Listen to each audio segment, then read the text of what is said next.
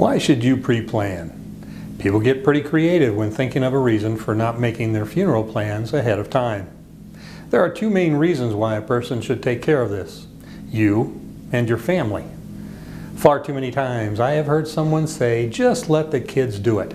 I can only ask why. Why put on your children's shoulders a task that you refuse to do yourself?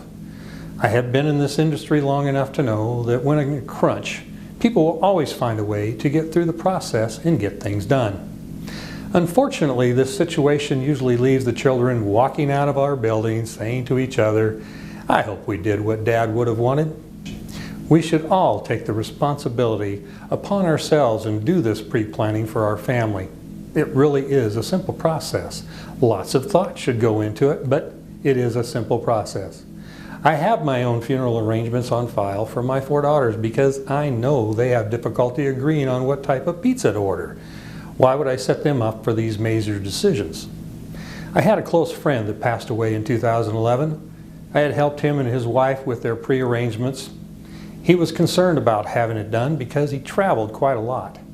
And because of his travels, he opted for an additional coverage option called Return Assured. On one of his trips to Florida to visit his in-laws, he passed away in his sleep.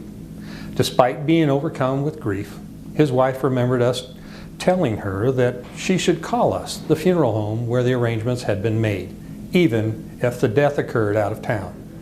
Our funeral directors had the contacts and knew how to navigate the necessary red tape to get my friend returned to Lincoln, and the family didn't have to pay the thousands of extra dollars for an autopsy, local transportation, or his plane fare.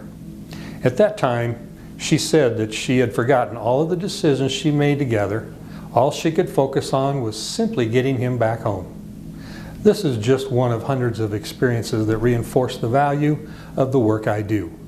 I help families so that when the worst day of their lives arrives, they are prepared to walk through it calmly rather than frantically worrying what needs to be done next.